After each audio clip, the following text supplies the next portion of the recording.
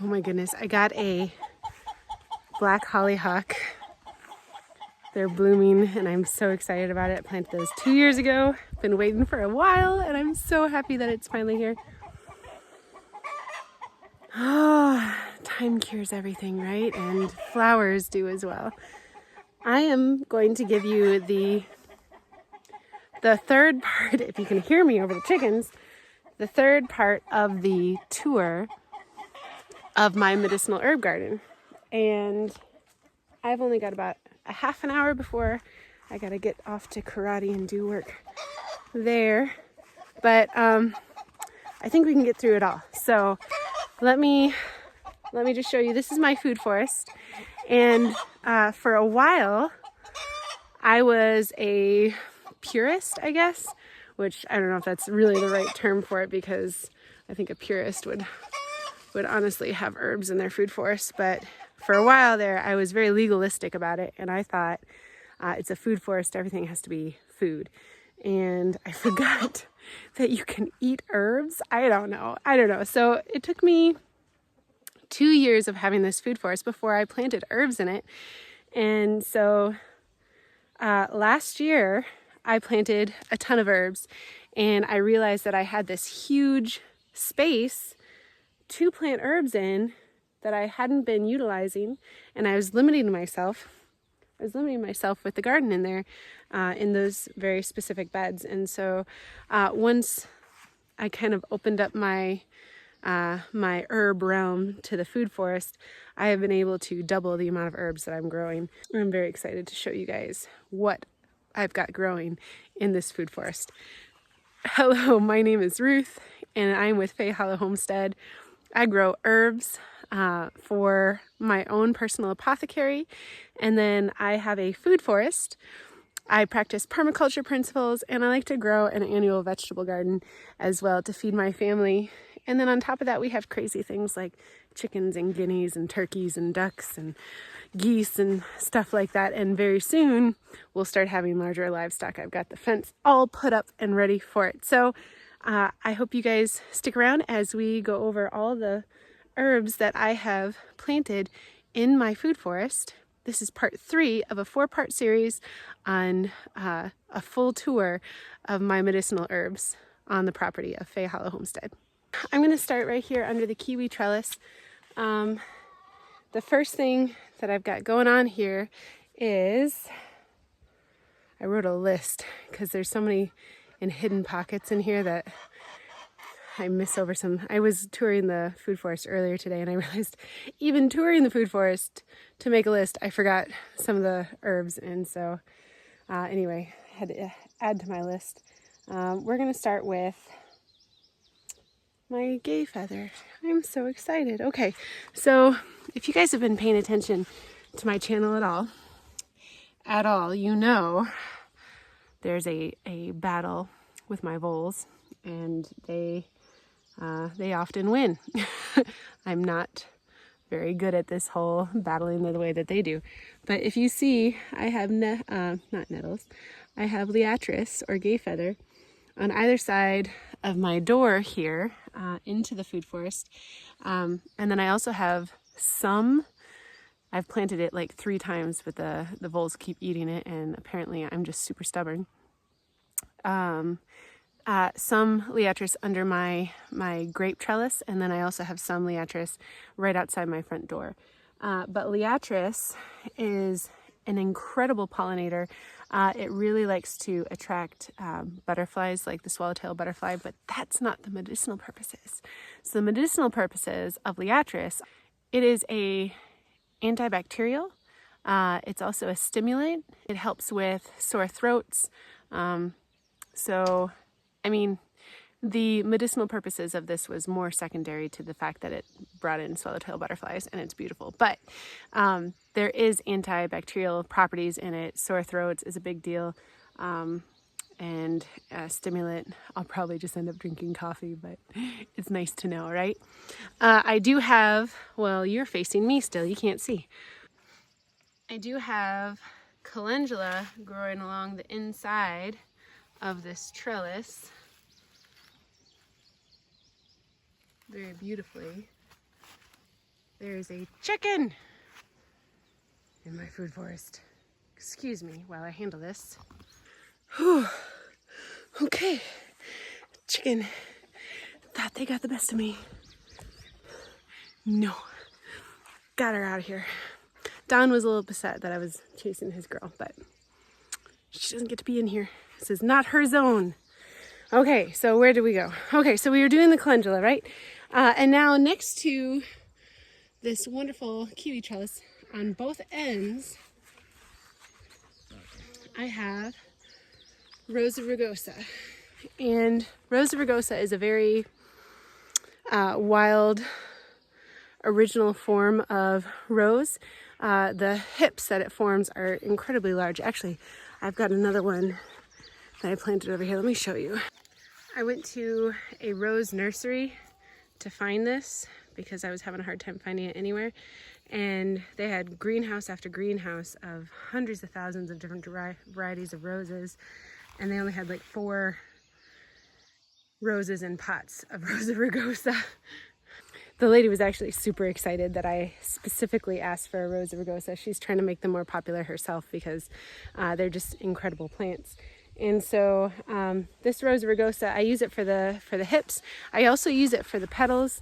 Rose petals are really good for like skin ailments. If you put it in a skin cream, that's really good.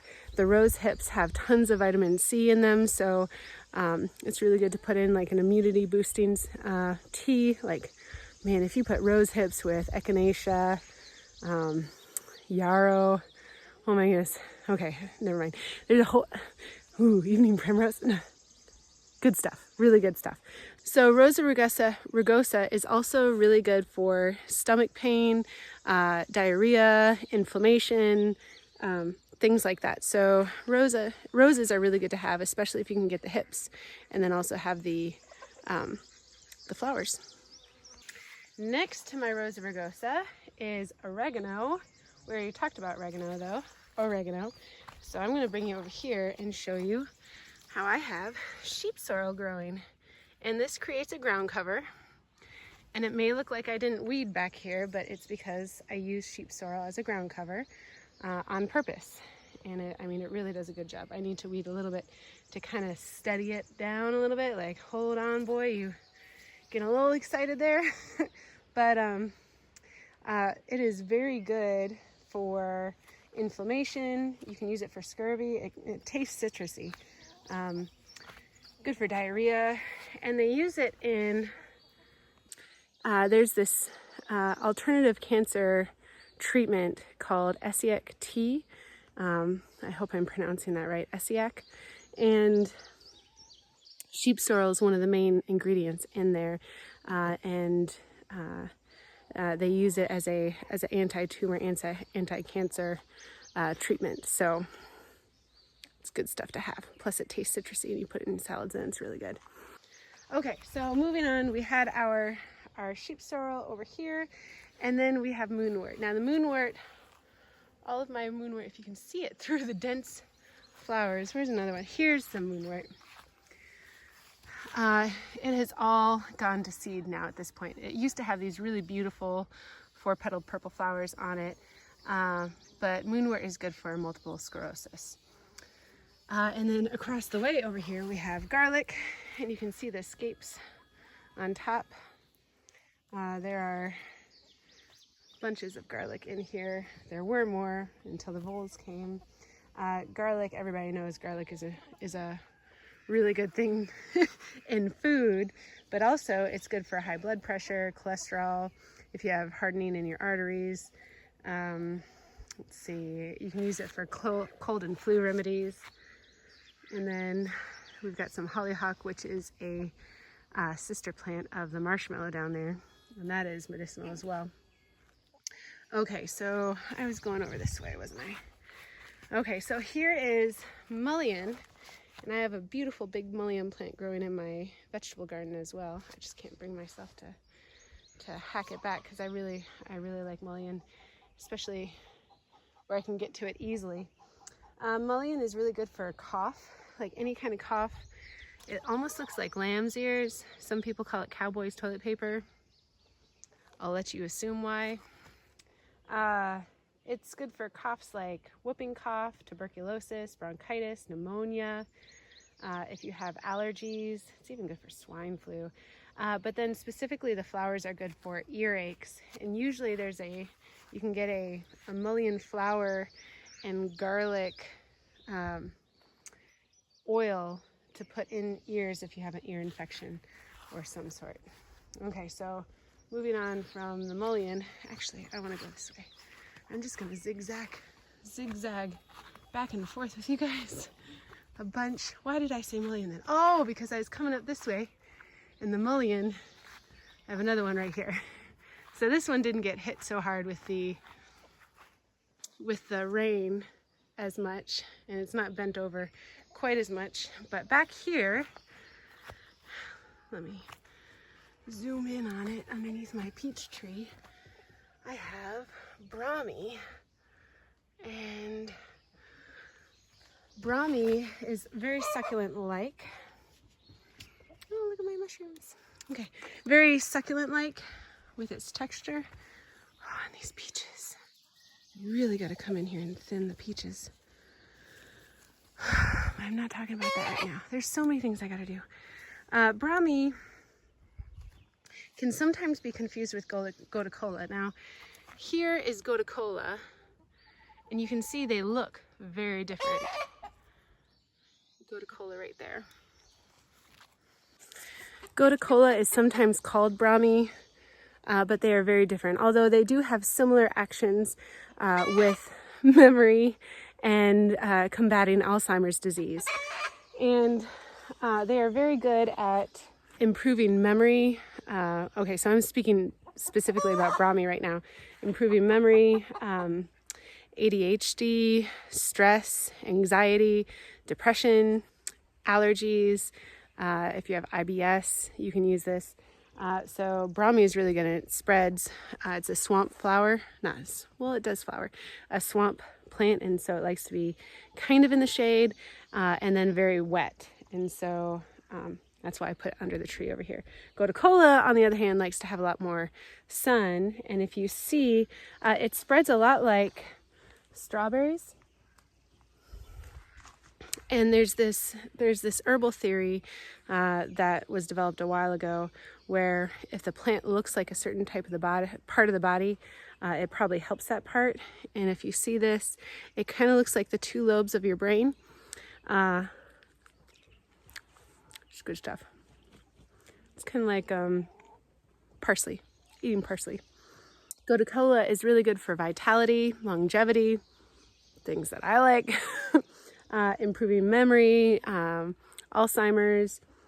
If you have mood disorders, it can help with that. Varicose veins, I mean, that's nice, right? As a mom, right? And then if you have like mental fatigue, it helps with that as well. So Gota Cola is really good. It spreads really well. That patch is going to get huge by the end of the year. But it is an annual, so, and the Gota Cola, not the Gota Cola, the Bromine is also an annual where I live. So I try to bring a little piece of it in every year. In the last few years, I have been successful. But last year, it didn't work. None of it worked. None of this stuff. I think I just forgot about everything. Okay, where's my next thing that I want to talk about? It's right here. Go figure, I made a list and I went in order. Okay, next up I have my witch hazel. And witch hazel is really good for topical things. Like you'll see witch hazel toner in the cosmetic section a lot. This is a tree, flowers in the winter, which is really cool. It's very beautiful. But witch hazel is good for itching, pain, inflammation, varicose veins, again, hemorrhoids, burns, basically anything skin irritant based. And then elderberry. Let me tell you about my elderberry. So this is my first elderberry tree shrub to get flowers on it. You can use the flowers just as much as you can use the berries. In fact, some people say the flowers are more potent medicinally. It's getting very tall. There's a lot of flower heads coming up, and you see that umbel shape, right? So you know that the pollinators are going to absolutely love that as well. But elderberry is really good for the flu. if you have a cold or anything that you need immune boosting for. Elderberry has been used for HIV and AIDS. It's good for sinus pain, nerve pain. I mean, elderberry is really good for a lot of things. Yeah. Look at all those duck eggs. Okay, so coming down from the elderberry, and I'm probably gonna miss a few things just because there's so much spread out everywhere. So if you see an herb that I don't talk about, please let me know. Here is my woad. Woad is really good for influenza or viral pneumonia. This had these beautiful yellow flowers covering it earlier this year. It can help with meningitis, measles, eye infections, even chickenpox. And then also it's a dye plant, and so you can get 2 different types of dyes off of this plant based on whether or not you're using the top part of the plant or the roots. You can get a green and you can get a yellow, I believe, from this plant, which is nice. Look, there's a milkweed popping up over top of it. I don't know if you can see that. Oh, it's so exciting. Okay, so then next to that, well, I have monardas. You can see that monarda right there. Here's horse mint right here, and thyme. There's a lot of different herbs in here that I haven't talked about in this video, but that's because I talked about it already in previous videos. So if you don't know about these, then let me know or go back and see my other videos. So here is my Bluestem Ephedra. And it's very interesting looking. And ephedra, if you are somebody who has allergies, you probably know ephedrine. Here's my, okay, so this is my Bluestem Ephedra. And then that's my Ephedra sinica over there. So they're different, but they're kind of the same. Bluestem Ephedra is a very, it's also known as Mormon tea. It's a very drying herb. It's good for colds, congestion, coughs, allergies, energy, kidney infections, stuff like that. I mean, they use ephedra for allergies, ephedrine. So, I mean, like, this is where it comes from. The Bluestem Ephedra, or I keep saying it wrong. The Ephedra sinica is also known as ma huang, and this is going to end up, these are going to end up turning into small shrubs. They are very slow growing, but they will end up large. Let's see, ma huang is a traditional Chinese medicine. They use it for asthma, bronchitis, hay fever. Basically, you know, the stuff that you'd think of, right, for ephedrine. Let's see, moving on. What am I looking at? I have violet back here, if you can see. This is violet growing. I have some more violet throughout, but that one just kind of stood out to me right now. Juniper back there on the cedar tree. But let me talk about the violet right now. Violet is really good for varicose veins, hemorrhoids. It's basically like an anti-inflammatory. You can use it for skin products if you have like chafed skin or red blemishes on your skin, insect bites, stuff like that. So violet's really good, and that spreads pretty much on its own. Here we got some oregano, and we have some more monarda. This is a pink monarda. It's a red monarda.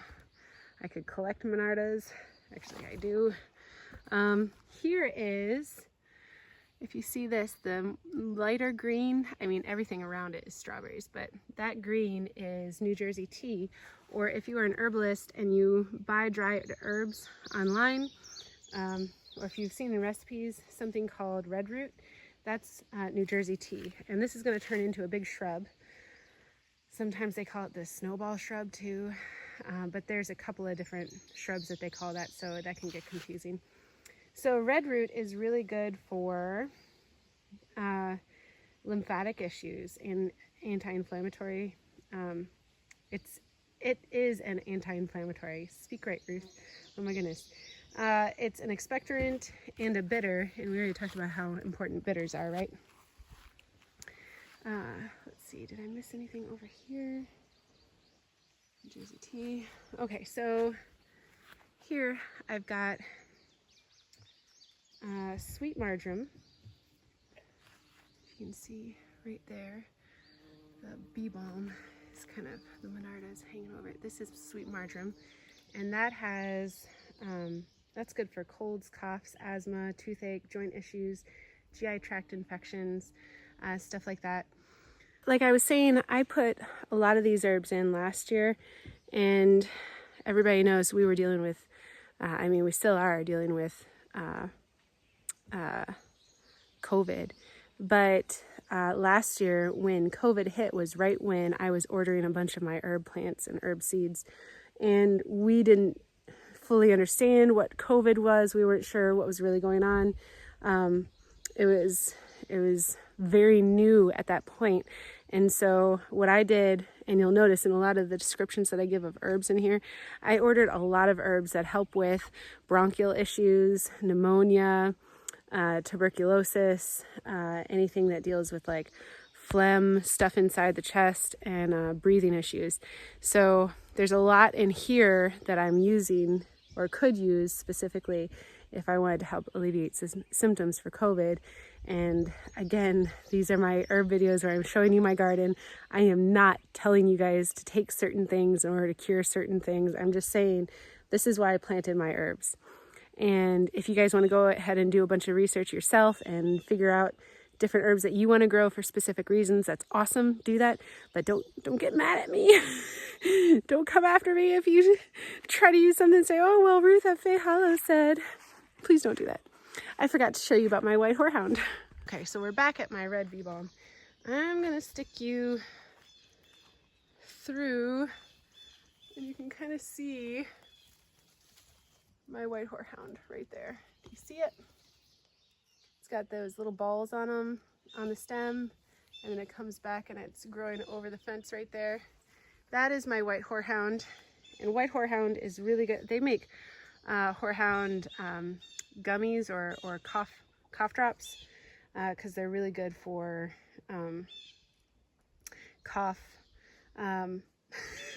which makes sense, right? It also is good for nausea, vomiting, if you have spasms or sleep issues, insect bites, all sorts of stuff like that. Now, a lot of people have heard of white Horhoned. I don't know if you guys have heard of black Horhoned though. And black Horhoned is a powerful medicinal as well, and it is very difficult to keep going in a garden because in my zone, because it doesn't overwinter very well. And I don't even know if I'm going to be able to get back there, but I don't know. Okay, so I'm just gonna say back here I have black Horhoned, and this is so bad, I'm not even showing you, I'm so sorry. So black Horhoned is really good for nausea, vomiting, spasms, cough, if you have sleep issues, and it also increases bile. You can kind of see my rattlesnake master. Oh, this is rattlesnake master right here. It's really cool looking, and it goes down. It has a very distinctive stem. Here's my hazelnut, my other hazelnut right there. But sorry. Oh my goodness, I'm getting so distracted. So rattlesnake master is really good. The Native Americans used it for snake bite, hence its name. But it's also good for things like chest pains or bladder problems. They basically kind of just used it as like a cure-all for all the things. Here is Goji Berry, and it is growing like a weed, and it's spreading so fast. Here's the main one that I planted 3 years ago. So Goji Berry has these little red berries that hang from it. I have a wolfberry planted back there too, which is basically very similar to Goji Berry, just maybe a little bit more medicinal. And that has blackberries. But Goji Berry protects against cancer, depression, anxiety, sleep issues, liver damage, like a really, really good thing to have. It tastes terrible, like a rotten tomato, but you can pick the berries, dry them, and crush them and put them in smoothies, and you can't tell. So I think the benefits outweigh the grossness there. Okay, so here I really wanted to talk to you about my Nurgundi tree. Now, Here's the main stem of it, and there's another one branching off over here. But when I got this, it was like this big. It was very small. This is 3 years old, and it is taller than me. It is considered, they call it like the 5-leaf chase tree. Kind of looks like marijuana, not gonna lie. It is not though. This is a tree. This is also related to the crepe myrtle, but the Nurgundi, I mean, it's really pretty, isn't it? I mean, it's just, it's so pretty. It's growing so fast too. The Nurgundi tree is really good for headaches, venereal diseases, sprains, fever, cough. Really, really good to have. So like specifically fever and headaches, like this is a big deal. So I don't know if you guys get migraines, but if you do, you definitely want to have something for it. Let's see. Now, pawpaws could be considered medicinal because of how packed full of nutrients they are. They've also been talked about as a anti-cancer treatment, and I've got a few pawpaw trees around here, but I'm not going to talk about them specifically. There's another elderberry right there. What is the next thing? Oh, I wanted to talk about raspberry. Okay, so like this whole wall right here and going all the way down is all raspberries and loganberries and autumn berries and golden berries and all sorts of stuff. But the raspberry leaf specifically is incredibly medicinal, and it's very good if you are pregnant, wanting to be pregnant, or just had a baby, but mostly if you are pregnant at the time of taking it. So it's good for women's issues, obviously. If you have cramps during PMS, you can use this to help. The leaf, like a tea from the leaves. It's also very good for labor and delivery. If you have too heavy of periods, which can cause you to have trouble getting pregnant, so there's that too. Let's see. It can help you with miscarriage prevention. So preventing a miscarriage is, I don't know if it gets more important than that. And it also helps with morning sickness. And so this is a really good one to have if you are pregnant or trying to get pregnant. Let's see, after that we have horseradish, which is over here. There's my horseradish right there. Oh my goodness. Horseradish is right there. I only have a little horseradish right now, but it will grow and it will spread rapidly. I'm not too worried about that at all. But horseradish is good for UTIs or urinary tract infections. It's good for kidney stones, fluid retention, cough, bronchitis, sciatica, if you have worms. I mean, it's really good stuff right there. Horseradish, sweet woodruff. So I've got some sweet woodruff right back there, but I've got a better specimen right here. This one helps with circulation problems, restlessness, agitation, hysteria, insomnia. Really, really good to have. And it has these really beautiful flowers on it when it's time to flower. And it spreads slowly and gently because it's sweet. Get it? Oh no, I stood up into the raspberries. Okay, so let's move on over here. I have a couple of versions of wintergreen, but wintergreen is this low growing thing right here, and it spreads. Some people don't like it because it spreads so much, but I'm using it as a ground cover, so I want it to spread. But wintergreen has these beautiful red berries in the winter. It's very gorgeous. But wintergreen helps specifically with nerve pain, headache, arthritis. If you have ovarian pain or any kind of PMS symptoms, wintergreen will help with that. And then behind there, I mean, there it is. This is like the crown jewel, even above my ephedra in my garden. This is my Schisandra. And it took a very long time to find that. I think somebody, who is it? Kitchen Garden Therapy on my comments. You should check her out. She's pretty awesome. But Kitchen Garden Therapy was talking about how she has a Schisandra. Took her a very long time to find it too. But that turns into a vine, and it grows along it will grow along my fence here. and it produces berries. And some people call the berries the 5-flavor berry because it has all the different flavors within it, like bitter, sweet, tart, like all those things. So Schisandra is an adaptogenic herb. It helps with vitality, sleep, liver health, coughs, stomach disorders. I mean, it's a really, really good one to have. And then over here, this is my chameleon plant. I have another one. Let me bring you over here because it has a picture next to it so you can kind of see. I have 2 of these. This one got attacked by my voles.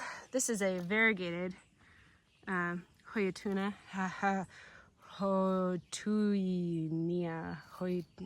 Chameleon plant. We're going to call it the chameleon plant. But the chameleon plant is really good for an antiviral. And so I have plants for specific antibiotic qualities, so I don't have to take antibiotics if I don't have access to them. But this is an antiviral, really important if you have a virus, right? Anyway, so this is good for pneumonia, hypertension, constipation, stuff like that. So, you know, when COVID hit, I was like, I need a chameleon plant, and I got 2. So let's see, I'm gonna come back over here to my mum. This is a perennial mum, chrysanthemum, right? That's what they call chrysanthemums. This is those, like it's a white version of those flowers that you buy in the fall to go with your pumpkins, you know. But this is called Juhua, Juhua. And I got this specifically because it helps with prostate cancer. And I have a husband. And I think, what is it? Like when you're 50, you have 50% chance of getting it. When you're 60, you have 60% chance. 80, you have 80% chances. Like the odds go up as you age. And so I want to have something all ready to go just in case we ever have that problem. He does not. And I hope he never does. And I hope this plant helps us with that. But anyway, helps with prostate cancer, liver health, eye health, lung health, and it has really pretty flowers on it. I really like the flowers. And over here, this is an herb that I planted. And again, I don't remember what it is. I have a couple of those in my other garden, and it's from the same group that I ordered from. And I think it's a medicinal daisy. That's what I think it is, but I can't remember quite off the top of my head, and I don't have the order form. So if you guys know what this is, let me know. I'm thinking it's a medicinal daisy. It's looking like it's about to bloom. We'll figure it out once it blooms. Okay, so we've got that sweetgrass. Okay, so this here is my sweetgrass, and when you crush it, it smells like vanilla. This is really good for keeping away insects. You can burn it to help breathe in the smoke, and it helps with colds. If you make a tea out of it, it's good for sore throat, fevers, and it also helps stop bleeding at childbirth. If you're bleeding too much after you had the baby, this will help with that. So let's see. My whole huge, ridiculous, ginormous bed of mint. I've got, what is this? Mojito mint is right here, growing in a big stand. And then I've got peppermint and chocolate mint and spearmint all growing over there. And so the mint that I have, all of it is kind of basically good for digestive issues.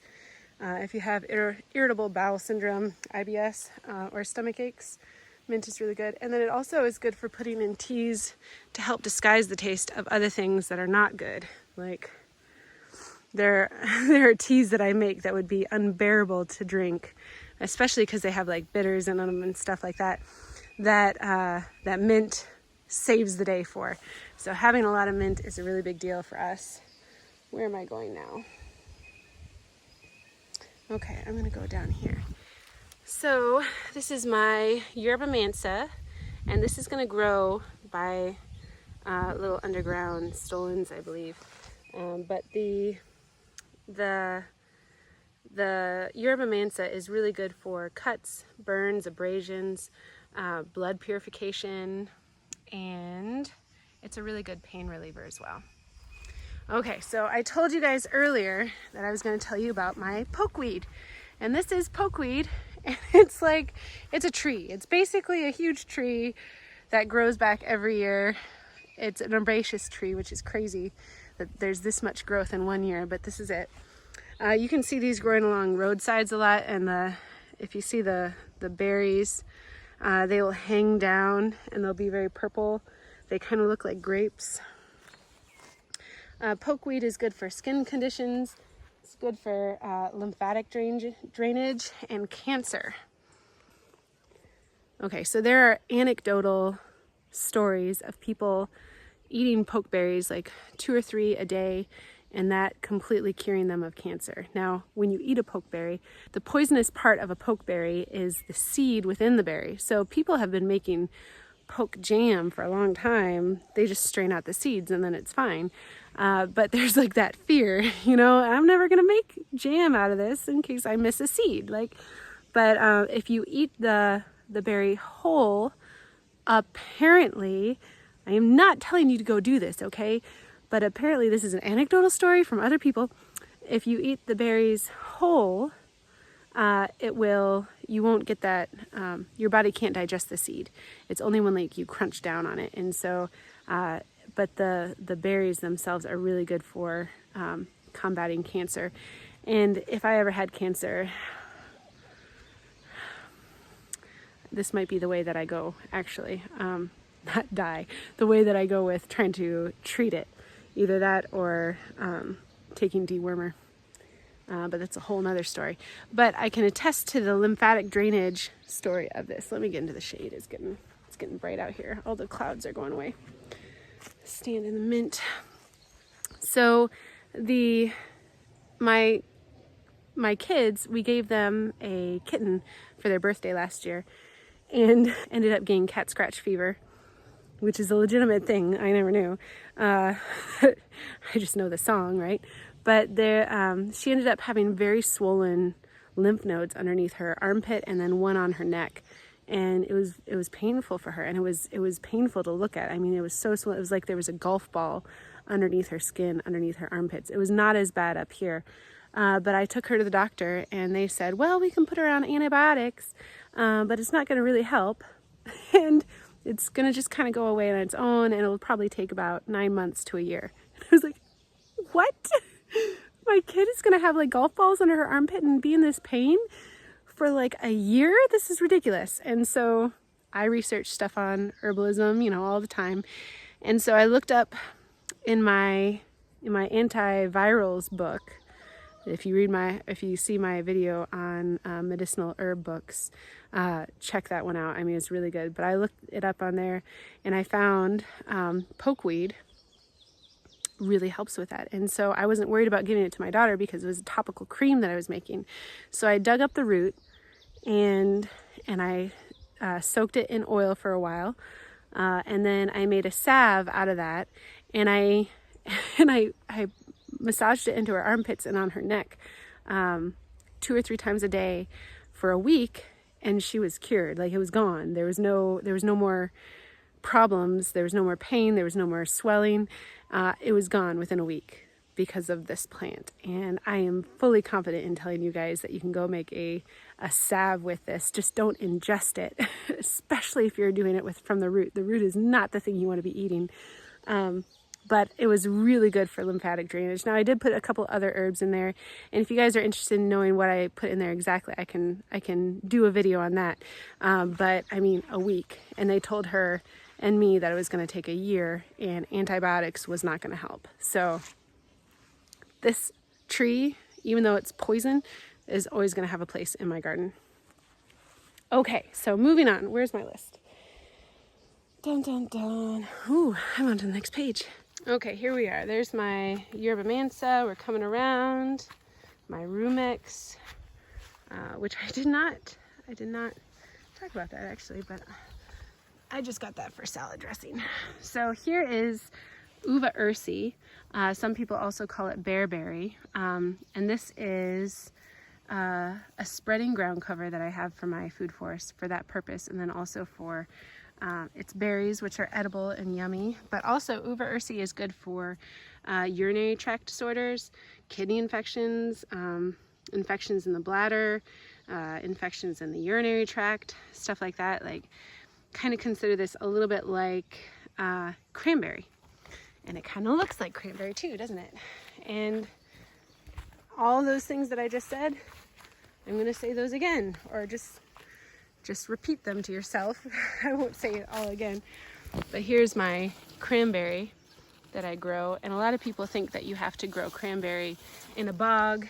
That's not true. The only reason why they grow cranberries in bogs, because literally anybody can grow cranberries in just regular soil. I mean, they do like acidic soil. So I like to grow them next to like my blueberries, stuff like that, just so that I can, one fertilization covers it all. Or soil acidifier, I guess. But I don't know if you guys can hear all the bees, but it's thrumming in here right now. But cranberries, they grow them in bogs because cranberries float. And so when it comes time to harvest, they flood the bogs, and then the cranberries all float to the top, and they can harvest them really easily. So there's no reason for you to grow, that you need to have a bog in order to grow and harvest cranberries. You can grow them. They're easy. They're low ground cover, that it's an evergreen. It's beautiful. I mean, I would highly recommend it. Okay, I hope you guys can see this. I have a bunch of poppies that kind of fell on top of it. But here's my wild quinine. It's this plant right here. And I just planted that this year, so it's brand new and it's gonna grow bigger. Look at this echinacea. Oh, yay. But wild quinine is a really good medicinal, because if you add it to other medicinal remedies that you're making, it just enhances the medicinal effects of the other herbs that you're using in your medicine. But quinine also helps with debility, fatigue, respiratory infections, stuff like that. So it's good to have on its own. It's good to have with other stuff. I have cancerweed. So here is cancerweed. Let me zoom in on that a little bit. It's also known as lyre leaf sage. I have it growing right here. It's spread on its own, which is everything that I want to have happen. But here's a really good specimen, and it's going to start blooming soon. It has really pretty flowers. So the leaves kind of have this look on them that makes them look kind of like they have a lyre painted on them. But it's called cancerweed because, well, it helps with cancer. Go figure. The whole thing is edible. Tastes really good, actually. And then you can also use it for coughs, colds, fevers, stuff like that. And then over here, you can kind of see this. It looks like a false sensitive plant right here. They also call it prairie mimosa because mimosa trees have that same feathering action in the leaves. But this is Illinois bundleflower. You can use a tea of the leaves for itchy skin. It's also a legume, so it really helps just kind of build the soil in the area. Look at these butterflies on the butterfly weed. Oh, so exciting. Not butterfly weed, butterfly bush. Let's see. Illinois bundleflower. I have a couple of those growing. I gotta get past this in order to show you my winter savory. A lot of these herbs I grow in the food forest specifically also because they're just really good in food. So here's my winter savory. This is green all year long, so this is really cool to just kind of have this burst of color in the dead of winter. But winter savory is really good for like intestinal disorders, cough, sore throat. You can use it just as a general tonic. So that's really good. And then back through here, it's going to get harder and harder to do tours I'm glad I'm doing this now. So later on I can just be like, go see the other video, because I can't get in there anymore. It's too, it's too hard to get through all the plants. This is my cinnamon vine, and I have another one growing on this side, but this is also called an air potato, which is really cool. So on the stem, little tubers grow that look like potatoes, taste like potatoes, and you don't have to dig them. And that means the voles can't get them. I'm very excited about that. So this is also a medicinal though. So cinnamon vine is a tonic for kidney and lungs. And the medicinal compound that's in this is the precursor to what they use in progesterone. Progesterone. Yeah, you know what I mean. Okay, so anyway, this provides food and medicine, so that's nice. Perfect for the food forest.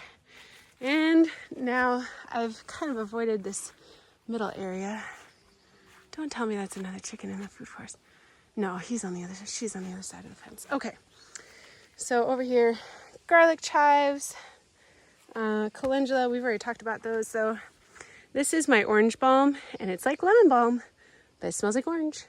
So how cool is that? Really good for teas. This is good for sleep aid, restlessness, mental stress, digestion, stuff like that.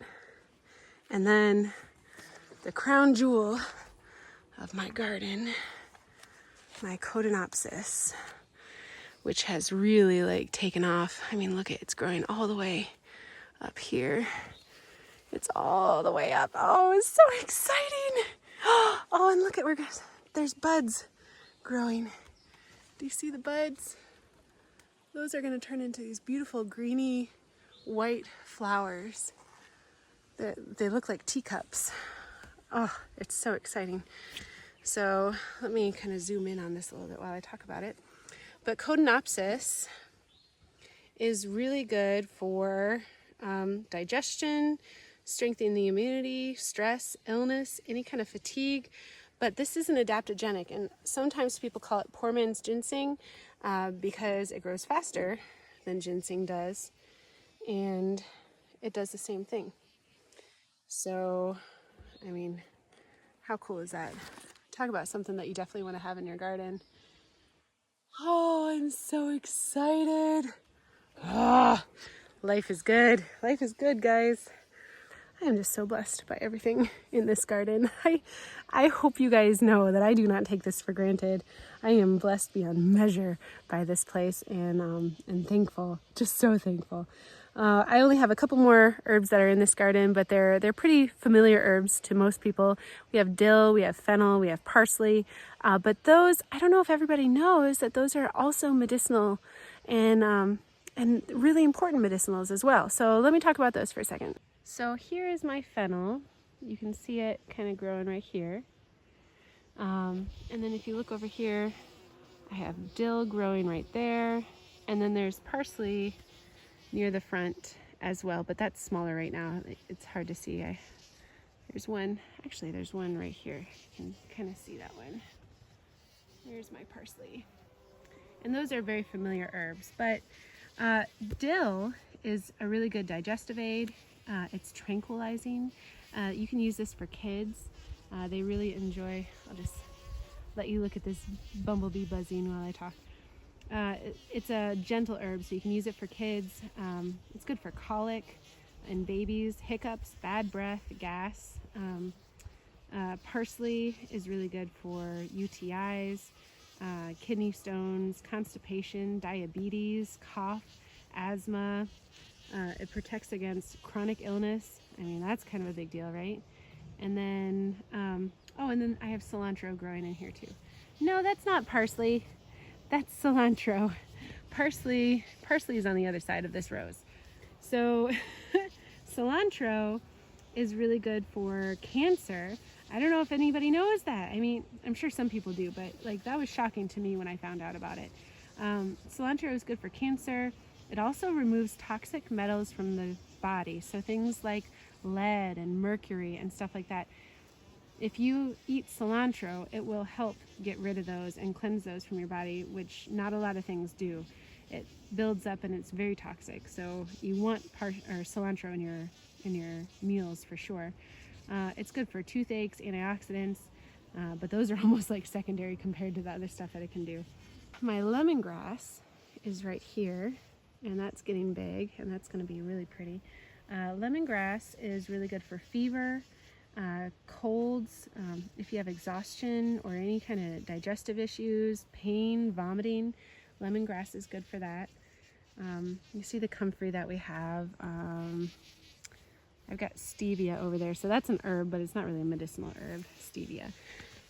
Let's see. Back here, right next to that gloriously awful tree of heaven, let me show you. This is my arnica, and this is American arnica. This is not the mountain arnica. It has the same medicinal values, but it is a lot easier to grow. And I've been trying to grow this technically for about 3 years, and it has never taken. But I put it here, and now it's happy and it's spreading. So I have an arnica here and an arnica here, and I only planted this like 2 months ago. So having this spread already is really, really exciting for me.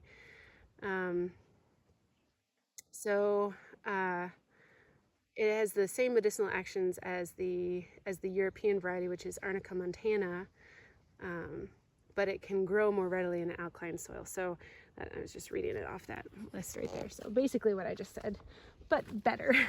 Arnica is not something that you want to ingest, but a lot of people use arnica creams for pain. It's really, really good for that. They use it only topically for wounds, pain, burns, swelling. It even helps with broken bones. And yeah, so it has these really beautiful yellow flowers, just really gorgeous. I forgot one. All the way over here. We'll come back here. So here is my Aronia Berry, and it's being hovered over by the comfrey. But this is Aronia Berry, and I have a few of these growing in my garden. They have not produced berries yet though, but Aronia Berry is a good herb for cancer, if you have insulin sensitivity, and then just basic overall organ health. And so it's not the best tasting berry, again, like most medicinal berries, but really, really good. Okay, so that's going to do it for today, guys, because that is all the herbs that I have growing for medicinal purposes in my food forest.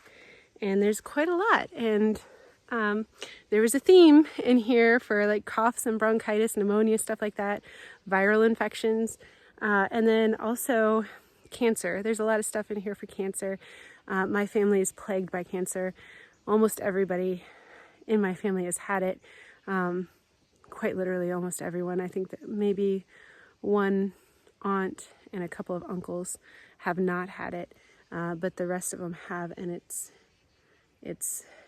you know, F cancer, right? Like my dad died from it just a couple years ago. So anyway, so I have as much herbs in here as I can to use as like a preventative medicine, and then also, you know, it's a matter of time. It's just a matter of time, and I hope that my kids don't get it. Oh my gosh. I don't mind getting it as long as my kids don't get it. Like, please spare them. So anyway, so I have all this stuff in here. Thank you so much for joining me today. I really appreciate it. I know there's a lot going on, and it's a little bit of a messier garden, on purpose, garden in here. So it's a little bit harder to see some of the herbs than, you know, the beds of herbs that I have in the other garden. But I hope you're still able to see most of them. I hope that you guys have an absolutely wonderful day. If you could hit the like and subscribe and notification bell, that would help me out a lot. And I hope you guys have an absolutely wonderful evening and stay blessed.